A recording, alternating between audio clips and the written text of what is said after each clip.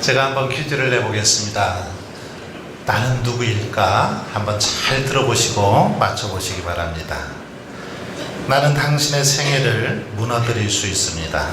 내 억센틀에 당신을 가두어 당신의 비참하게 영원한 포로로 만들 수 있습니다.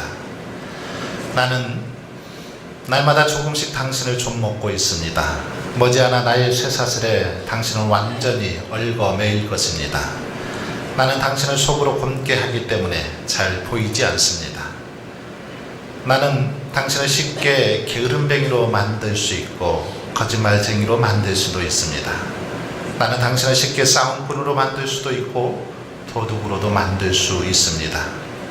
나는 당신으로부터 아내의 사랑을 뺏을 수도 있고 아들, 딸의 존경을 가로챌 수도 있습니다.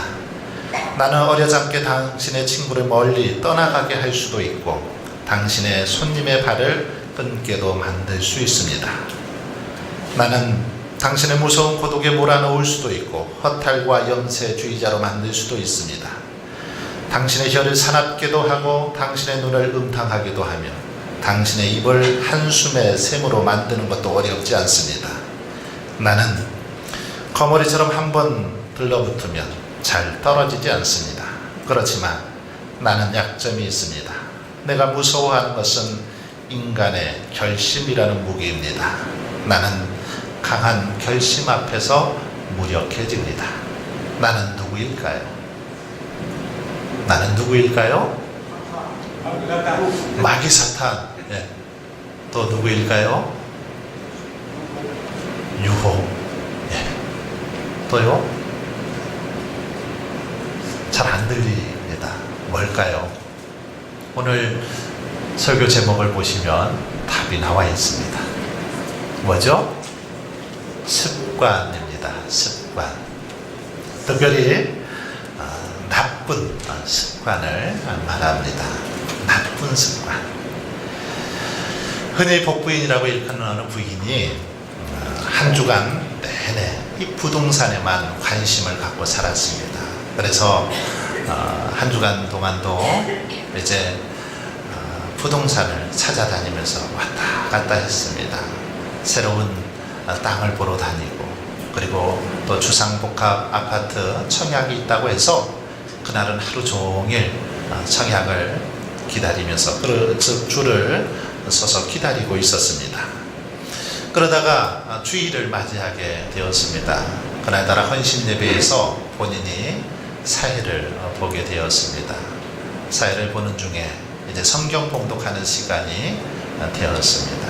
그날의 성경 본문은 시편 109편 2절 말씀이었습니다. 이제 멘트를 해야 되는데 이 복부인은 멘트를 합니다. 이제 다 함께 시편 109동 2호를 봉독하겠습니다. 여러분, 한 주간의 생활 습관이 자기도 모르는 사이에 이렇게 무의식적으로 표현된 것이죠. 여러 번 거듭하는 사이에 저절로 몸에 배어서 굳어버린 행동이나 성질, 이것을 습관이라고 말합니다. 그래서 습관이 자리 잡으면 행동이 자동화됩니다. 무의식적으로, 반사적으로 행동이 나오게 된다는 것입니다. 그런데 이런 습관은 우리 인생에 너무 중요합니다. 어떤 습관을 가지고 있느냐에 따라서 그 사람의 인생이 성공적인 인생을 살아갈 수도 있고 또 불행한 인생을 살 수도 있습니다. 어떤 습관을 가지고 있느냐에 따라서 성공과 실패, 불행과 행복이 결정된다는 것입니다. 습관이 우리를 게으름뱅이로 만들 수도 있습니다. 습관이 우리를 거짓말하는 자로 만들어 갈 수도 있습니다. 싸움꾼으로 만들 수도 있고 도둑으로 만들 수도 있는 게 바로 습관이라는 것입니다. 그래서 우리 선조들은 많은 속담과 격언을 통해서 습관의 중요성을 가르쳐 주고 있습니다. 3세 지습이 지후 80이라는 말이 있죠. 3살 버릇 80까지 간다. 어릴 적 그 습관이 나이가 늙어서도 계속 되더라는 것입니다. 습관이 한번 몸에 배이면 그것을 끊기가 그렇게 쉽지 않더라는 말이죠. 정말 어릴 적에 손가락을 밟던 사람이 나이가 들어서도 계속해서 그것을 끊지 못하는 사람을 본 적이 있습니다. 얼마나 이 손가락을 밟았던지 손가락이 부르터 있습니다. 계속 밟다 보니까 손가락이 잘 자라지를 못한 모습을 보았습니다. 부모들은 손가락을 밟지 못하도록 하기 위해서 쓴 약을 손가락 끝에다 발라보기도 하고 밴드를 감아보기도 했습니다. 그러나 그것도 소용이 없더라는 것입니다. 한번 어릴 적에 잘못된 습관에 그렇게 물들으니까 그것이 그렇게 끊기 어렵더라는 것입니다. 우리 속담 가운데 또 하나 바늘도둑이 소도둑이 된다라는 말도 있습니다. 이것도 습관의 중요성을 우리에게 잘 가르쳐 주고 있습니다. 아주 사소한 습관, 조그만 습관이지만 이것이 결국 그 사람의 운명까지도 결정짓더라는 것이죠. 여러분, 그렇습니다. 습관이 우리의 운명을 결정지을 수 있습니다. 그러므로 행복한 삶, 성공적인 삶을 살기 위해서는 우리는 좋은 습관을 가져야 합니다. 우리 안에 나쁜 습관들이 있다면 이것들을 다 제거해버리고 좋은 습관을 갖도록 하기 위해서 노력하고 훈련해야 된다는 것입니다. 우리도 모르는 사이에 무의식적으로 행동하는 좋지 못한 습관들, 그것들이 있다면 사전에서 고쳐야 한다는 것이죠. 무의식적으로 하는 불평, 거짓말, 욕설, 잘못된 언어의 습관들이 있다면 이것들을 고쳐 나가야 한다는 것입니다. 난폭적인 운전 습관을 가지고 있다면 안전을 위해서도 이것을 고쳐야 합니다. 잘못된 식습관, 과식, 폭식을 하는 그런 습관이 있다면 이것도 고쳐야 합니다. 잘못된 생활 습관들, 잘못된 믿음의 습관들, 신앙의 습관들, 이런 것들이 자리 잡기 전에 고쳐 나가야 한다는 것입니다. 바울은 에베소 교인들을 향해서 나쁜 습관을 제거하고 좋은 습관을 가질 것을 권면하고 있습니다. 에베소서 4장 22절로 24절에 보시면 너희는 유혹의 욕심을 따라 썩어져가는 구습을 따르는 옛 사람을 벗어버리고 오직 너희의 심령이 새롭게 되어 하나님을 따라 의와 진리의 거룩함으로 지으심을 받은 새 사람을 입으라. 옛 사람을 벗어버리고 새 사람을 입으라. 무슨 말입니까? 잘못된 습관, 옛 습관, 이것들이 있다면 과감하게 제거해 버려야 한다는 것입니다. 그리고 좋은 습관들을 우리 몸에 펼 수 있도록 해야 한다는 것입니다. 여러분, 좋은 습관이 좋은 인생을 만드는 것입니다. 행복한 삶을 위해서는 그러게 우리는 좋은 습관을 길들여야 합니다. 우리 예수님은 어려서부터 좋은 신앙의 습관을 가졌습니다.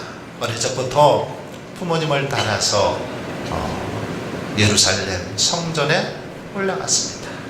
해마다 6월절이 되면 부모님을 따라서 성전에 올라가서 그곳에서 성경 공부를 했습니다. 랍비들과 만나서 서로 많은 토론을 했습니다. 대화를 했습니다.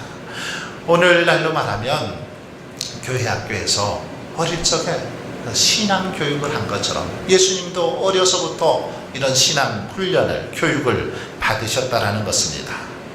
또한 예수님은 평소에 말씀을 묵상하고 암송하는 그런 습관이 있으셨습니다.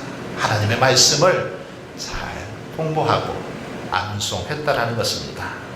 40일 금식 기도를 마친 후에 광야에서 사탄의 시험을 받게 되죠. 사탄이 이때 예수님을 향해서 뭐라고 말씀하십니까? 이 돌로 떡덩이가 한번 되게 해봐라. 그러자 예수님께서 뭐라고 말씀하십니까? 사람이 떡으로만 살 것이 아니요 하나님의 입으로부터 나오는 모든 말씀으로 살 것이다. 하나님의 말씀으로 산다라고 그렇게 시험을 이겨내는 걸 볼 수 있습니다. 그런데 예수님께서 인용했던 이 말씀은 구약 신명기 8장 3절에 나오는 말씀입니다. 즉 다시 말하면 구약의 말씀들을 예수님은 잘 알고 계셨습니다. 구약 신명기의 말씀을 암송하고 계셨다는 것입니다. 그 암송했던 말씀으로 사탄을 이겨낼 수 있었다는 것입니다. 오늘 본문에도 보니까 습관을 따라 기도하는 예수님의 모습을 볼 수 있습니다. 39절을 제가 한 번 더 읽어보겠습니다. 예수께서 나가사 습관을 따라 감난산에 가시매 제자들도 따라갔더니, 예수님은 습관을 따라 감난산에 가셨습니다. 여기서 습관이라고 번역된 이 원어는 원래 관습, 규례라는 그런 뜻을 가지고 있습니다. 규칙적으로 행하는 행동을 바로 가리키는 거죠. 규칙적으로, 매일같이 규칙적으로 행동하는 그 행동을 가리키는 단어입니다. 예수님은 낮에는 성전에서 가르치시고 밤에는 감람산에 올라가셔서 기도하셨다라는 것입니다. 고난주간 전반부 동안 밤이 되면 늘 어김없이 감람산에 가셔서 그렇게 기도하시곤 했다라는 것입니다.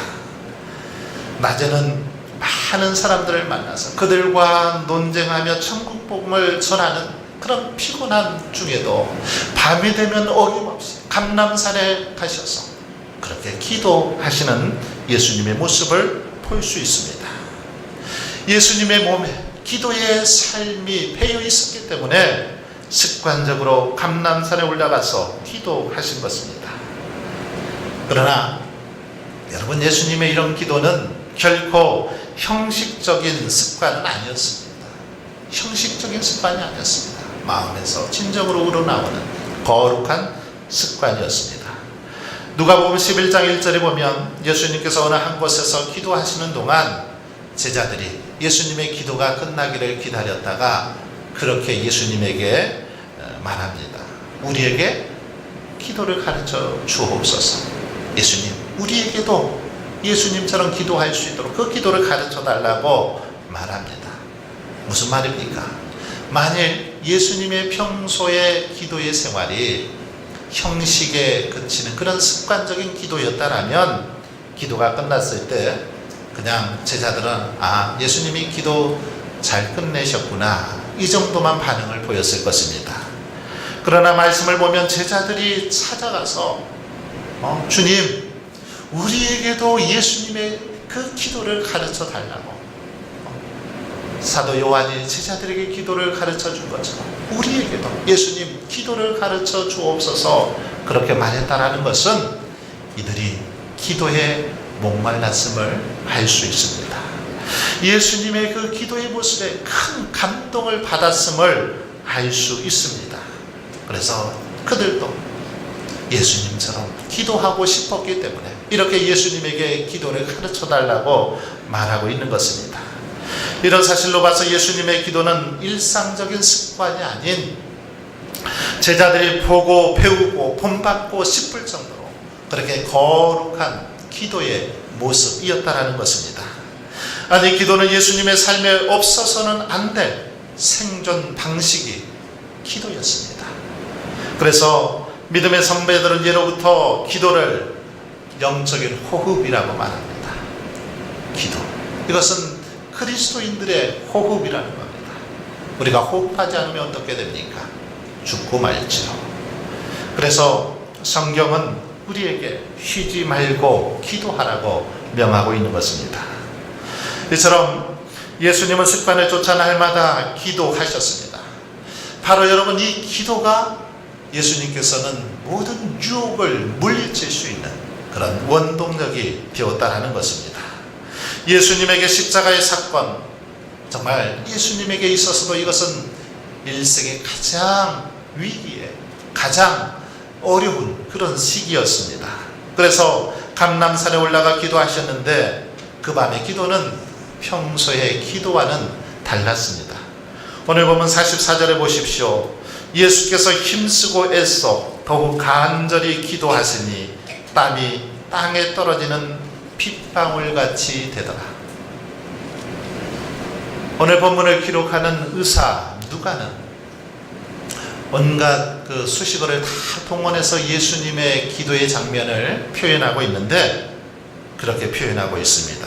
힘쓰고 애써 더욱 간절히 땀이 핏방울나지. 이 단어들을 보면 우리 주님께서 위기 속에서 얼마나 간절하게 기도하셨는지를 잘 알 수 있습니다. 여러분, 이렇게 기도는 위기를 극복하는 예수님의 거룩한 습관이었던 것입니다. 뿐만 아니라 이 기도는 예수님께서 사역을 감당하는 방법이기도 했습니다. 예수님의 일생을 살펴보면 그분은 모든 사역을 오직 기도로 실현하셨습니다. 공생애를 광야의 기도로 시작하셨고 제자들을 택할 때도 먼저 기도하시고 제자들을 택했던 것을 볼 수 있습니다. 또한 제자들을 강하게 훈련하시고자 그들을 밤바다에 보내놓고도 예수님은 산에서 제자들을 위해서 간절히 기도하셨습니다.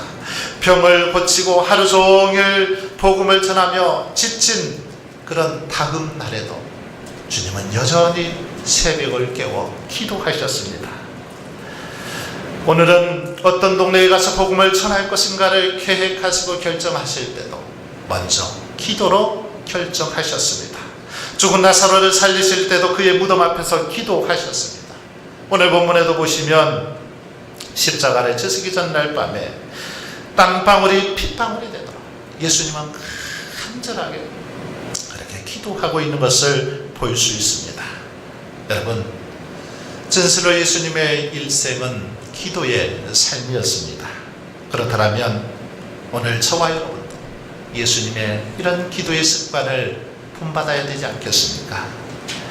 오늘 본문 40절에 보면 예수님은 제자들을 향해서 이렇게 말합니다. 유혹에 빠지지 않게 기도하라. 그리고 46절에 보시면 어찌하여 자느냐, 시험에 들지 않게 일어나 기도하라. 유혹에 빠지지 않게 기도하라. 시험에 들지 않게 일어나 기도하라. 아주 강력하게 제자들을 향해서 명령하고 있는 것을 볼 수 있습니다. 유혹에 빠지지 않고 시험에 들지 않기 위해서 제일 먼저 우리가 가져야 할 거룩한 습관이 있다면 그것은 바로 기도라는 것입니다. 기도의 거룩한 습관이 유혹을 이기고 우리가 이 땅에서 시험을 이길 수 있는 그런 지혜라는 것입니다. 주님은 기도로 친히 모든 유혹을 물리치셨습니다. 42절을 보십시오. 아버지여, 만일 아버지의 뜻이거든 이 잔을 내게서 옮기시옵소서. 그러나 내 원대로 마옵시고 아버지의 원대로 되기를 원하나이다. 주님은 위기의 순간 속에서도 자신의 뜻이 아니라 오직 아버지의 뜻을 구했습니다. 그럴 때 어떤 역사가 일어났습니까? 아주 놀라운 역사가 일어났는데 43절을 한번 보십시오. 천사가 하늘로부터 예수께 나타나 힘을 더하더라. 할렐루야. 하나님의 뜻대로 기도했더니 하나님께서 천사를 보내셔서 예수님에게 힘을 더해 주시고 있는 걸 볼 수 있습니다. 아버지의 뜻대로 기도할 때 하나님께서 친히 역사하셔서 모든 위기를 극복할 수 있도록 도와주시더라는 것입니다. 사랑하는 성도 여러분, 그러므로 저와 여러분도 기도의 거룩한 습관을 만들어 갈 수 있기를 바랍니다. 우리 주님이 우리 믿음의 선배들이 인생의 위기를 기도의 거룩한 습관으로 이겨냈던 것처럼 저와 여러분도 날마다 기도하는 삶을 통해서 인생 가운데 만나는 모든 위기, 모든 어려움을 이겨낼 수 있기를 바랍니다. 신앙교육, 이 신앙교육이란 무엇입니까? 한마디로 말하면 좋은 습관을 길들여 주는 것입니다. 자녀들에게 좋은 습관을 길들여 주는 것, 이것이 가장 좋은 신앙교육입니다. 유대인들은 어려서부터 신명기 6장에 있는 말씀처럼 자녀들에게 부지런히 하나님의 말씀을 가르쳐 주었습니다.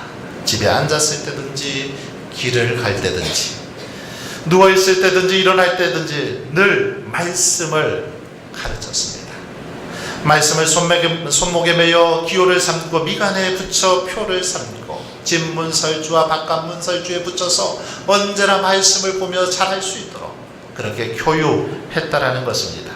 그럴 때 그들은 자연스럽게 말씀 안에서 자라나게 되었고 하나님의 큰 축복을 누리게 되었음을 볼 수 있습니다. 바로 좋은 신앙 습관, 어려서부터 받은 하나님의 말씀을 묵상하는 그 좋은 습관이 유대인들을 세계 민족 가운데 뛰어나도록 그렇게 하셨다라는 것입니다. 이렇게 좋은 습관, 좋은 신앙의 습관은 우리의 삶을 형통하게 하는 것입니다. 부자들의 자녀 교육이라는 책을 재미있게 읽어본 적이 있습니다.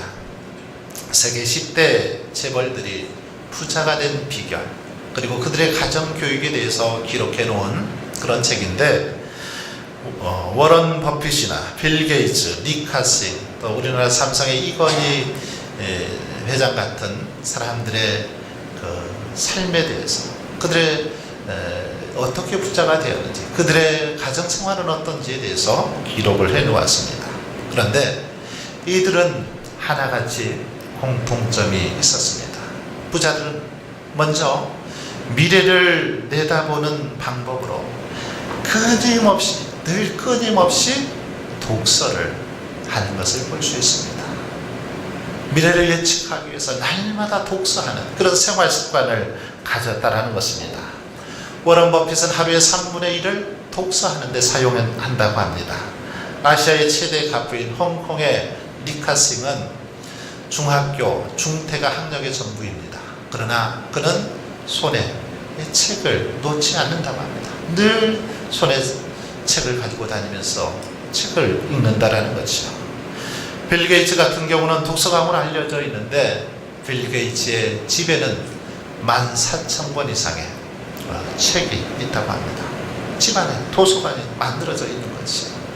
그는 아무리 바빠도 하루에 적어도 1시간 이상 늘 책을 읽는다라는 것입니다. 그리고 그는 생각 주간, Think Week라는 그 주간을 만들어서 그 주간에는 다른 건 일치하지 않고 독서를 하면서 깊이 생각을 한답니다. 어떻게 해야 회사를 잘 운영해야 할지, 경영해야 할지를 생각하는 시간을 갖는다는 겁니다. 바로 여기서 마이크로소프트사의 경영의 지혜가, 경영 마인드가 만들어지더라는 것입니다. 또한 부자들은 모두 전략의 습관, 절제의 습관을 생활화하고 있는 것을 볼 수 있습니다. 석유왕으로 불리는 록펠러는 아들에게 전략의 정신을 가르치기 위해서 어렸을 때부터 철저하게 교육을 합니다. 용돈을 주고 이 용돈을 쓰는 방법을 가르쳐 주는데 3분의 1은 개인적인 용돈으로 사용하라고 합니다. 그리고 3분의 1은 저축을 하고 나머지 3분의 1은 헌금이나 기부를 하는데 사용할 것을 그렇게 가르쳐 줍니다. 그리고 그것을 잘했을 경우에는 상금을 주고 잘못했을 경우는 벌금을 매겨서 어려서부터 그렇게 훈련한다라는 것입니다. 지금도 록펠러 집안 2세는 아침 7시 45분이면 식당에 모여서 기도를 하고 간단하게 식사를 한 후에 성경 공부 시간을 갖는다고 합니다. 주로 시편을 읽고 공부를 하는데 이제 공부가 마치고 나서는 아이들 숙제를 검사를 합니다. 그리고 토요일에는 용돈 기입장 검사를 합니다. 한 주 동안 용돈을 어떻게 사용했는지 잘 따져본다라는 거죠. 그리고 주일이면 7시에 반드시 부모님과 함께 교회에 나가서 예배를 드린다고 합니다. 이들은 매일 정확한 시간에 아침 식사를 하고 정해진 규칙에 따라서 시간을 보내며 절제하는 습관, 그렇게 몸에 익히도록 훈련하고 노력한다는 거죠. 절제의 기술을 몸에 익혀서 지출을 줄이는 습관을 한 것입니다. 이것이 부자의 어떤 공통점이더라는 겁니다. 이렇게 세계의 억만장자들은 모두 어렸을 적 부모를 통해서 좋은 습관을 물려받았습니다. 그리고 평소에 그 좋은 습관이 그들의 삶을 더욱더 풍요롭게 했음을 볼 수 있습니다. 부모들의 바른 신앙교육, 올바른 물질 교육이 자녀들에게 좋은 습관을 만들어주고 그들의 결국 성공적인 삶으로 인도해 주었다라는 것입니다. 여러분, 이렇게 좋은 습관은 행복한 삶을 만들어주는 것입니다. 그렇다면 여러분, 우리도 성공한 인생을 살아가기 위해서 어떻게 해야 될까요? 좋은 습관을 위한 훈련이 우리에게도 필요합니다. 우리가 이 땅에서 정말 성공적인 인생, 형통한 삶, 복된 삶을 살아가기 위해서는 우리도 지속적인 노력과 훈련이 필요하다라는 것입니다. 디오도 루비는 만일 의식적으로 좋은 습관을 형성하려고 노력하지 않으면 자신도 모르는 사이에 좋지 못한 습관을 지니게 된다, 이런 말을 했습니다. 의식적으로 좋은 습관을 갖도록 노력하지 않으면 나쁜 습관 더 쉽게 몸에 배더라는 것입니다. 여러분, 하나의 습관이 형성되기까지는 최소 6개월의 시간이 걸린다고 하죠. 물론 어떤 사람에게는 더 빨리 될 수도 있고 어떤 사람은 더 늦어질 수도 있습니다. 중요한 사실은 그만큼 어떤 것을 습관적으로 만들어 가기까지는 많은 시간이 필요하다는 것입니다. 지속적인 노력과 훈련이 필요하다는 것입니다.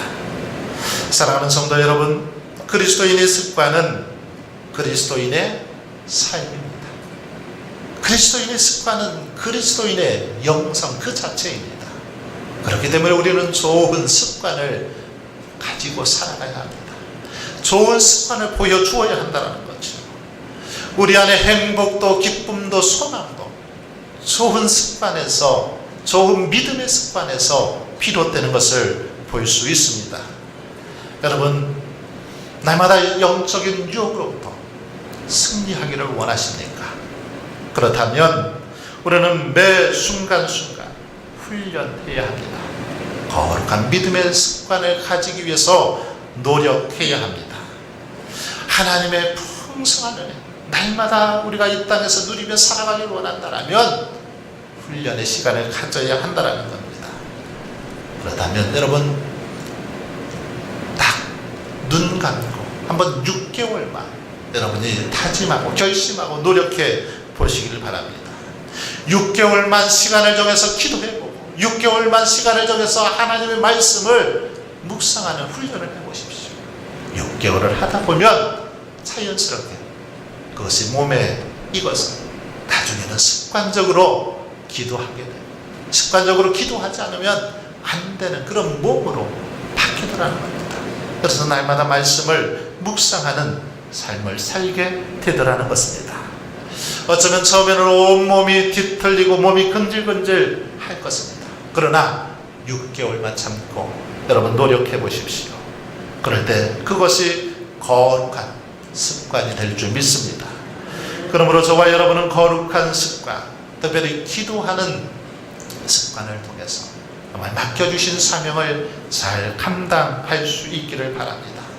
우리 예수님이 보여주신 것처럼 날마다 영적인 유혹 앞에서 이것을 이기기 위해서 거룩한 기도의 습관을 들여서 그 습관을 통해서 믿음으로 승리하며 영적 싸움에서 늘 승리하며 복된 삶을 살아갈 수 있기를 주님의 이름으로 축원합니다.